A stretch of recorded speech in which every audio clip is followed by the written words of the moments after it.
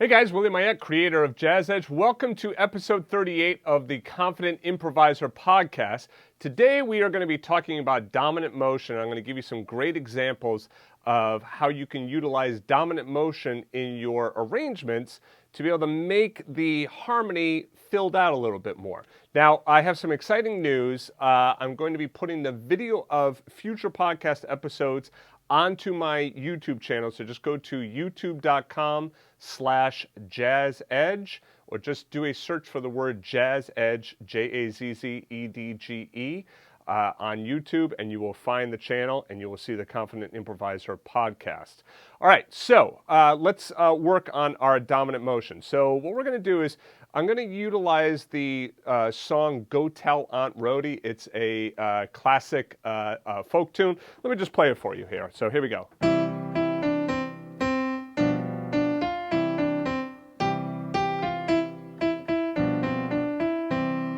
So a very simple,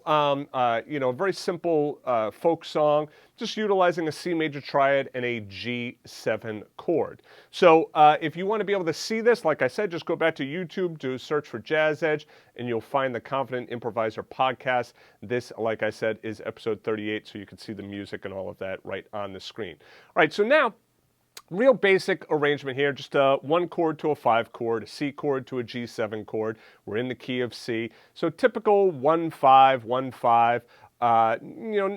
Nothing all that, mind-blowing or special about this. Now, when you're trying to work on harmony and things like dominant motion, reharmonization, folk songs like this are great because they're simple. Usually most people know them. The melody is not all that difficult. And then there are not a lot of chords needed to make the song sound like the song. So in this situation, you really only need 2 chords, a C chord and a G chord.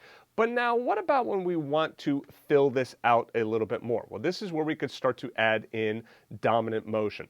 First of all, let's talk about what is dominant motion. So here I am, I'm in the key of C, I'm thinking about my C major scale, right? So C, D, E, F, G, A, B, C, right? So all white notes, C major scale. First of all, we got to start with our diatonic 7th chords. And our diatonic 7th chords, I have lessons on them on the JAZZEDGE site, but real quickly, basically what we're doing is we're creating a 7th chord or a block chord, a 4-note chord built on each note of the scale using only notes from that scale. That's the important part. So that means that we're only going to be using white notes in this case, since we're in the key of C, to build each of the chords. So what I do is I take my thumb, I put it on C, and I skip, right? And I create a 7th chord, so I have C, E, G, and B. That's a C major 7th chord, or what we would call our 1 major 7th chord. The next chord is our 2 minor 7th chord. Our next chord is our 3 minor 7th chord. That's E, G, B, D. The 2 chord, by the way, is D, F, A, C. The 3 chord is E, G, B, D. Okay, that's my 3 minor. The 4 chord is F major 7th, or my 4 major 7th chord. Those notes are F, A, C, E. And then I get to my 5 chord, which is my dominant chord. We call this our 5-7 chord, or just the 5 chord. We know that it's dominant normally, and that is G, B, D, F. And then just to finish it out, the 6th chord is A minor, A, C, E, G. And then the 7 chord, we call it a 7 minor 7 flat 5. Some people call it a 7 half diminished. I personally like minor 7 flat 5. And those notes are B, D, F, and A. Right? And then we get back to our 1 chord. So 1 major, 2 minor, 3 minor, 4 major, 5, 7. 6 minor, 7 minor 7 flat 5, and then back to 1. So within each key, there is only 1 chord, which is our dominant 7th chord.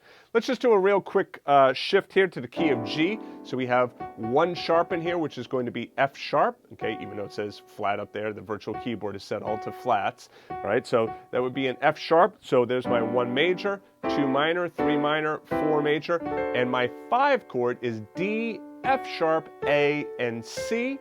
All right, so remember, I'm using the notes from that G major scale. So I wouldn't play F natural because that note is not in the key of G. So D7, or D, all right, so D7, D dominant 7th, is my 5 chord in the key of G. Let's do one more just to make sure you got it.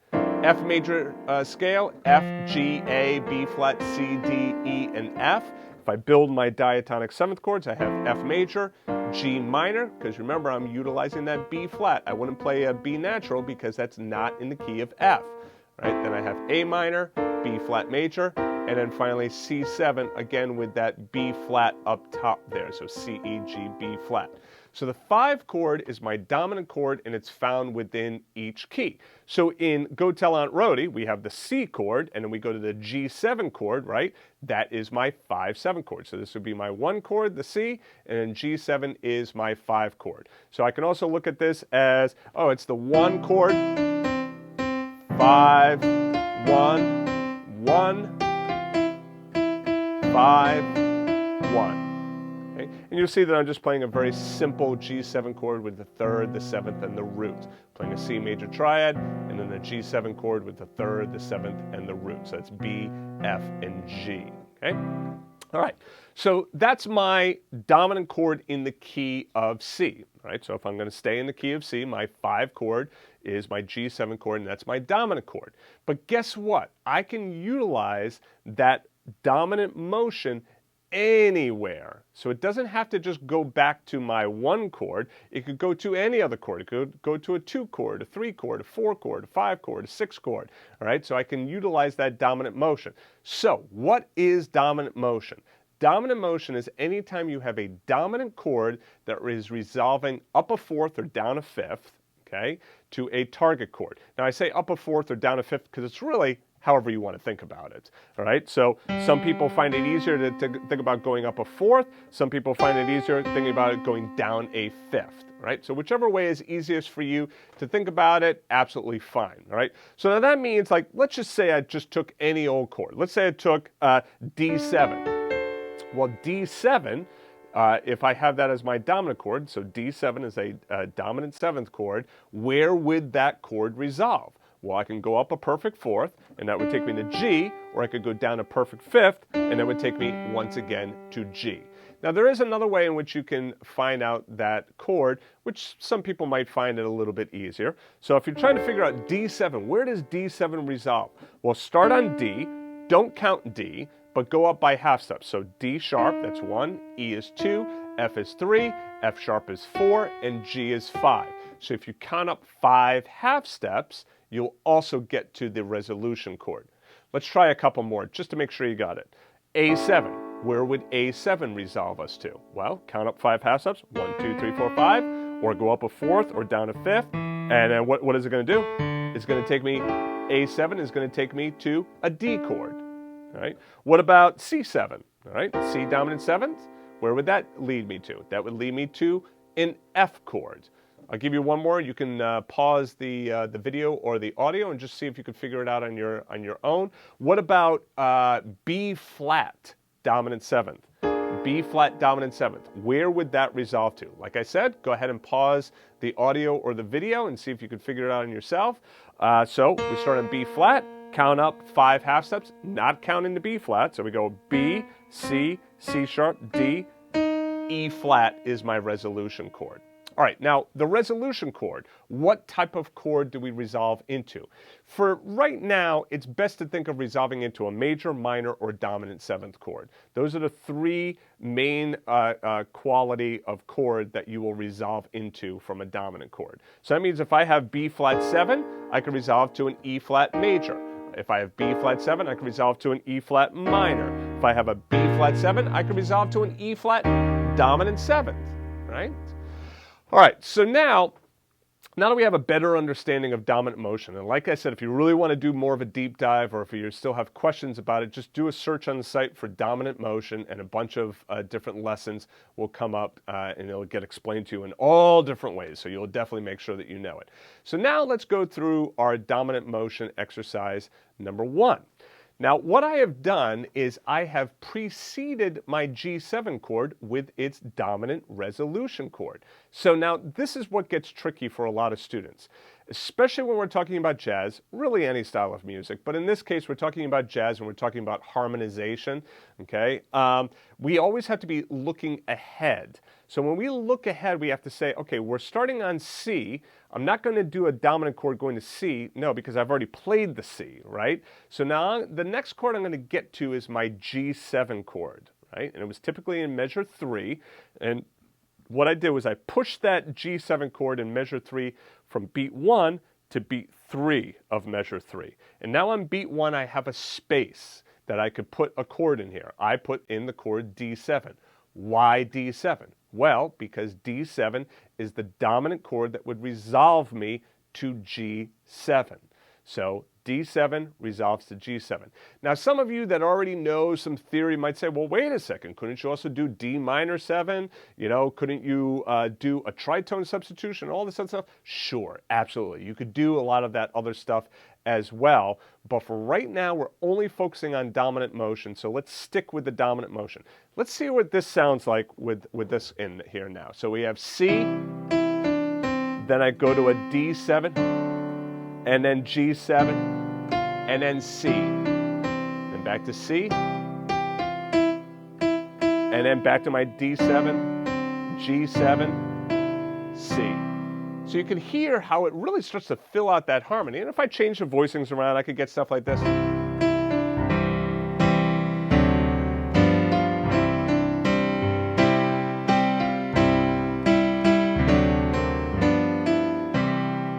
Sounds really nice, doesn't it? Having that D7 in there. So what has happened is I have delayed the resolution of the G7 chord because I moved it from beat 1 over to beat 3. Okay, so I just shifted that chord over.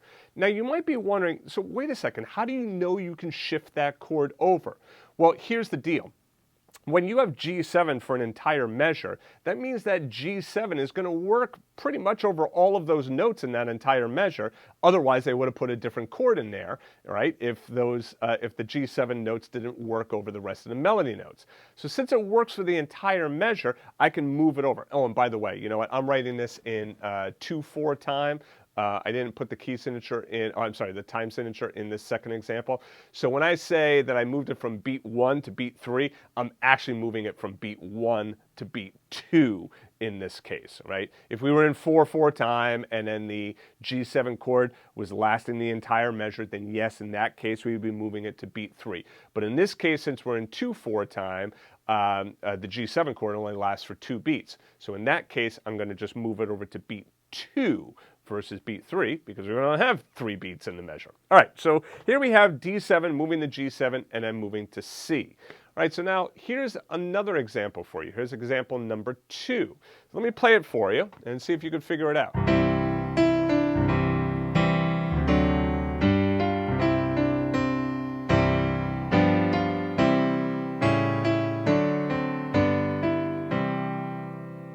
Lots going on in that second line. So I start with my C chord, and I go to my D7 like I just did, and then G7, and then C.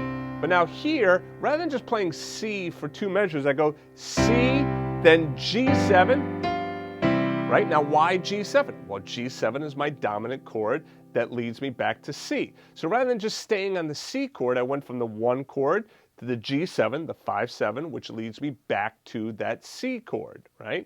So now, let's say the 1 chord was an F chord, right? So, so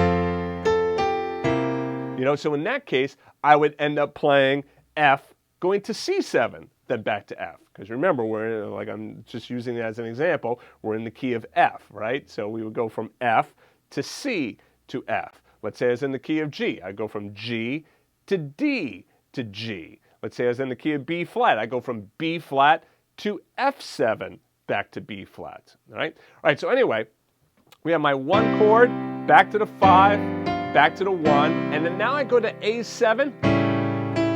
Now, why did I do A7?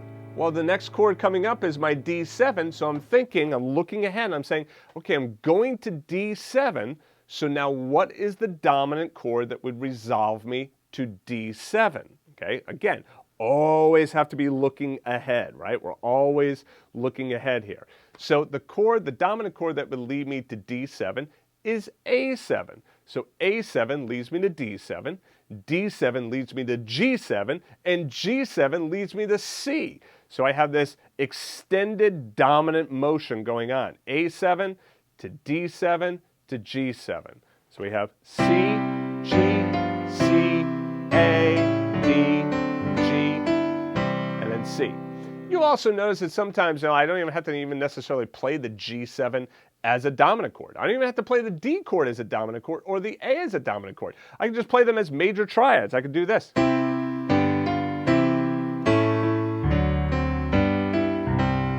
a lot of times what will happen is some of the melody notes might pick up that dominant sound, like in the case of the D7 here. When I play that C, I hit the dominant sound. When I'm playing the A7, when I just play it as a triad, right, it's just an A chord. And it's okay. You don't have to have that dominant seventh in there if you don't want to. So there's a way in which you can kind of tweak that dominant motion so that you could still have the root of the chord, right, be the dominant motion, so A7, but rather than playing the dominant seventh, you could just play it as a major triad. What that does is it just kind of softens the sound a little bit, and because those dominant chords are quite biting because they have that tritone interval in them. Right? There's that tritone interval in that dominant chord, which creates a lot of tension. So to get rid of that tension, you can just play it as a major triad, right? So doing that in the second line here. C, A, D, G, C. Like I said, some of the melody notes will start to pick up the dominant sound. So here on the G7, when I go to the F, well, that gives me the dominant sound. Here on the D7, when I go to the C, that gives me the dominant sound as well. But on the A and the G here, I end up not having any dominant sound. I was just playing them as a major triad. But like I said, that's just an option. You know, if you want to play it with the dominant sound,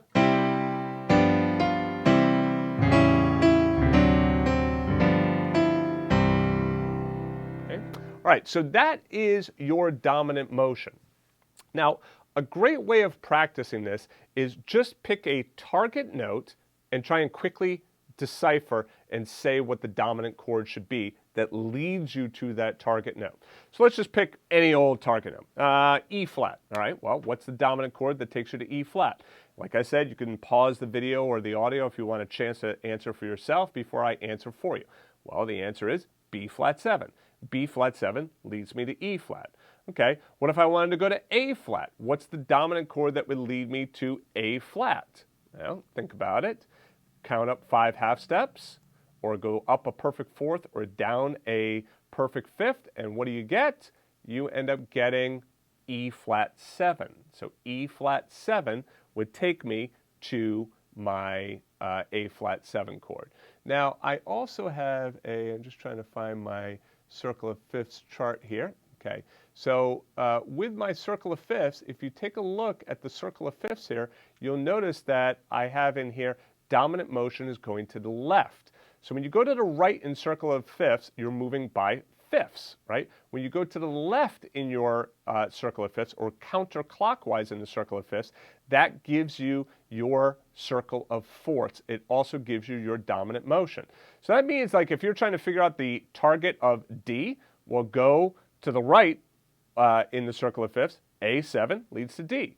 D7 leads to G. G7 leads to C. C7 leads to F. F7 leads to B flat. B flat 7 leads to E flat. E flat 7 to A flat. A flat 7 to D flat.